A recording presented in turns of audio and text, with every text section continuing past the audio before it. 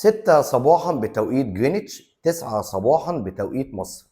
الذهب فتح عند 3338، ولو بتشوفني أول مرة أنا بتكلم على سعر الأونصة العالمي. فتح عند 3338 للأونصة، وده سعر امبارح، وأعلى نقطة وصل لها 3340، وأدنى نقطة وصل لها 3327، وشغالين دلوقتي عند 3328.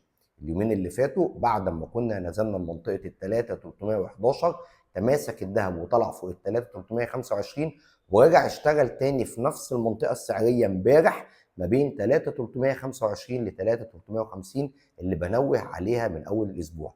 عايزك تراقب المستويات السعريه دي. عندنا دلوقتي دعم قريب جدا عند 3325، في حال كسره هيرجع يختبر تاني منطقه ال 3310، وبعد كده ال 3285. ده في حال ان الامور فضلت هاديه والتوترات جيوسياسيه ترامب في طريقه لحلها ما بين روسيا واوكرانيا. اما فيما يخص الحرب التجاريه برضه في اتفاقات وشيكه ما بين امريكا واوروبا، وتقريبا الموضوع ده هينتهي، فكل ده هيكون عامل سلبي هيؤدي الى انخفاض الذهب الى ان يجد جديد. اول امبارح كنا وصلنا لمنطقه ال 3310، واللي رجعنا تاني الى مستويات ما بين 3325 و 3350 هو الاتهام اللي وجهه ترامب الى ليزا كوك احد اعضاء الفيدرالي بضروره الاستقاله بسبب عمليات احتيال هو اكتشفها.